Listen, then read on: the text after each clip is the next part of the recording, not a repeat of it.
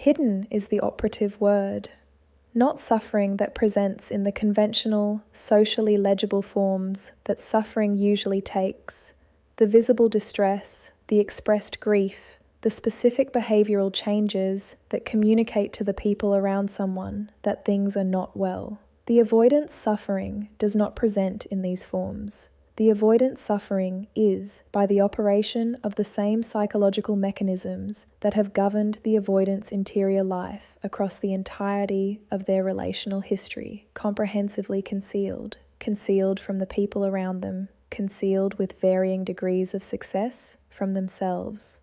The concealment is not deception in any deliberate sense. It is the automatic, structural, entirely predictable operation of a system that learned long before the avoidant had the language to understand what was happening, that the visible expression of internal distress produced responses that made the distress worse rather than better.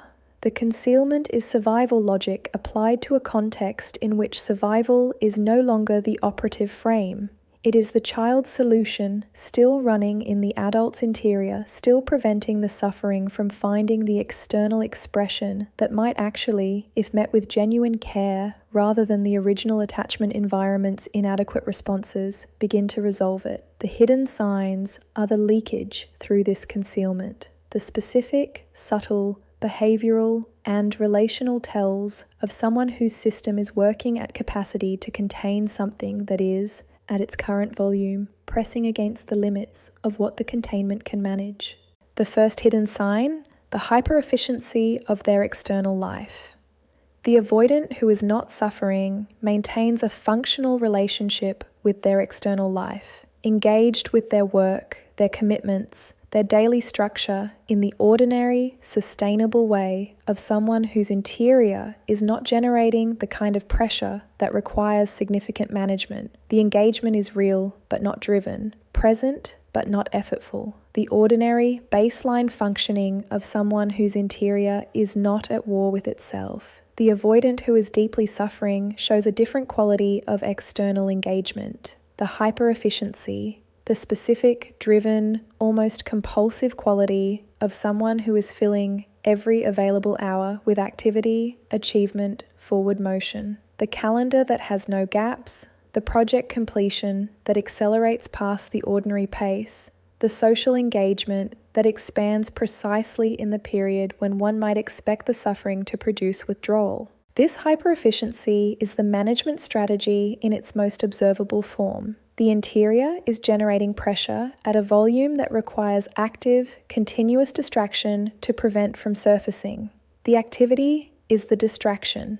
The achievement is the redirection of attention from the interior to the exterior. The hyper-efficiency is not a sign that things are going well. It is a sign that the interior is producing enough pressure to require this level of continuous management. The specific quality that distinguishes the driven hyper-efficiency of suffering from the ordinary productive engagement of someone who is well is the quality of drivenness, the absence of ease in the activity. The sense perceptible to anyone paying close attention that the engagement is not chosen from abundance but from necessity, that the person is not doing these things because they are genuinely pleasurable or meaningful in the moment, but because the stopping of them would allow something to surface that the system is not currently equipped to face. The second hidden sign, the specific quality of their humor. The avoidant's humor, in ordinary circumstances, has a particular character.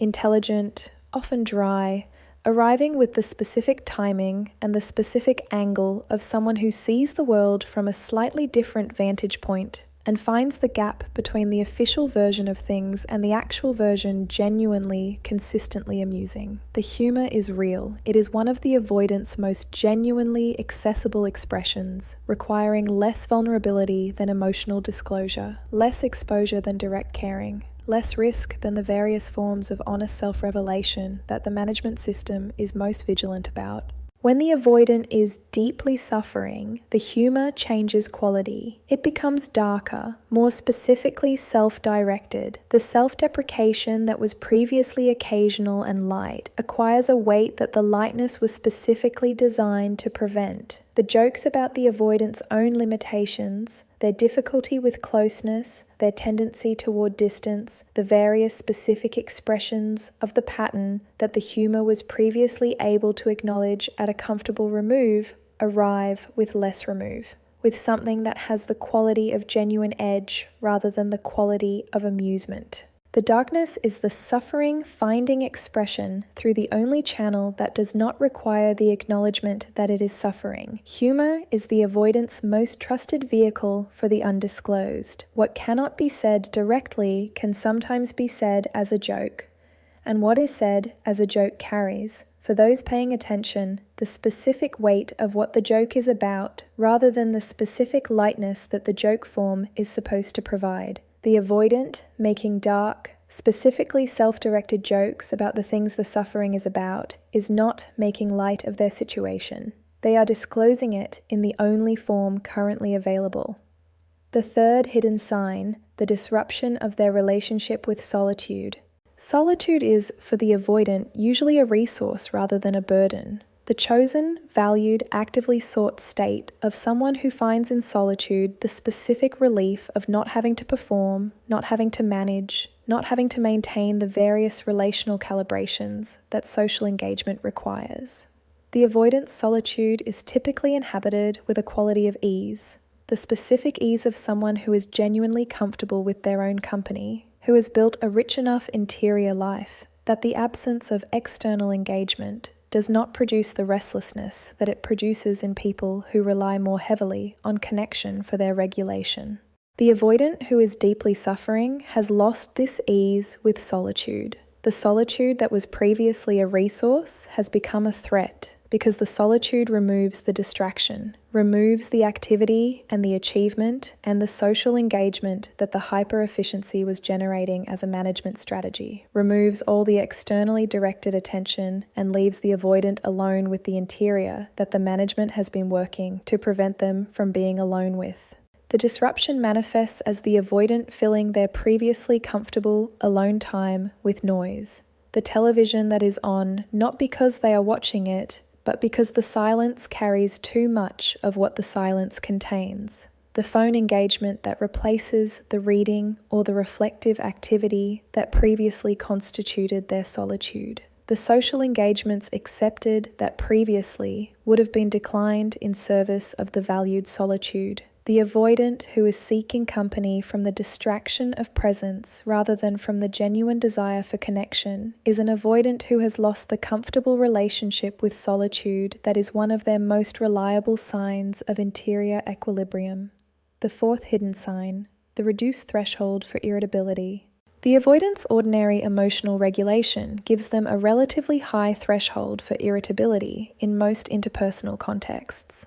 The management system, running at its baseline capacity, keeps the interior sufficiently contained that the ordinary frictions of daily life do not generate the kind of reactive emotional response that a less regulated interior might produce.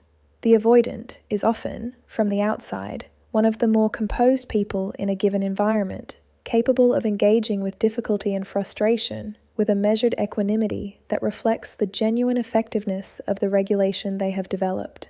When the interior is under significant pressure, when the suffering is generating volume that the management is working at capacity to contain, the threshold drops. The resources that ordinarily absorb the everyday frictions are allocated to the management of the larger interior pressure. There are fewer resources available for the ordinary equanimity, and the everyday friction that would previously have been absorbed without reaction now reaches the threshold more easily, produces the response more readily, generates the irritability that the ordinary regulation prevented. The irritability appears disproportionate to its triggers. The thing that generates it seems insufficient to justify the quality of the reaction. This is the tell. The reaction is not to the trigger. The reaction is to the accumulated interior pressure that the trigger has pushed past the reduced threshold. The irritability is the suffering's pressure finding an outlet in the only form the management cannot fully prevent when the pressure is this high. The people who are observant enough to notice that the avoidance irritability threshold has dropped without any visible change in the external circumstances are observing something important. The threshold drop is the suffering's effect on the regulation capacity. It is the interior state making itself visible in the only form available when the direct disclosure of the suffering is not. The fifth hidden sign, the quality of their physical presence. The avoidant in ordinary equilibrium inhabits their physical presence with a specific quality. The grounded, settled, self-contained quality of someone who is at relative ease in their own body and in the physical space they occupy. There is a steadiness to the physical presentation that reflects the interior steadiness, a quality of being present in the body that does not require effort. The avoidant who is deeply suffering shows a different quality of physical presence.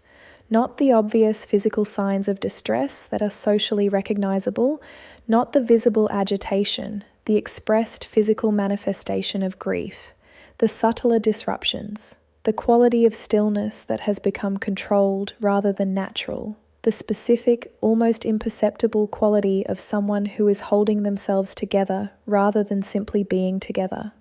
The fatigue that appears in the eyes in the unguarded moments before the performance reassembles.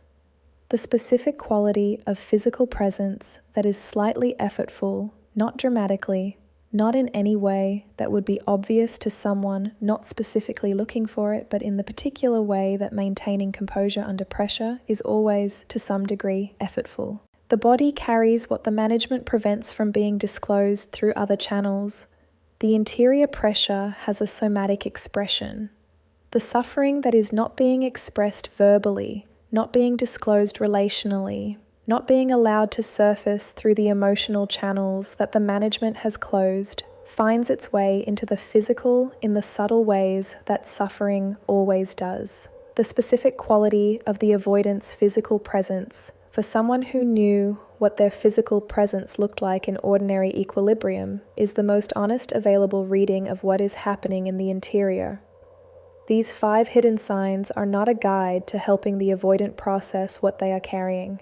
The avoidant's suffering is not your responsibility to address. It was not produced by your insufficiency. It is the product of the pattern's continuous operation and the accumulated cost of what the pattern's management requires. And the resolution of it is the avoidant's work to do.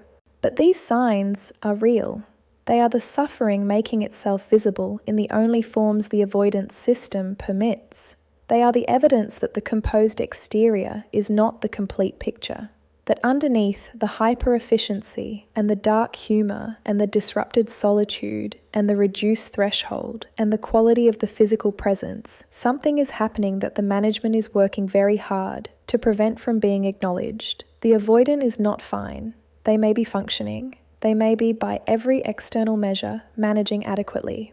But managing adequately is not the same as being well, and the hidden signs are the interior's insistence on that distinction, surfacing through every gap in the concealment, saying, in the only language available to something that is not permitted to speak directly, that the weight is real, that the suffering is present, that the composed exterior is costing something that the composed exterior will not show.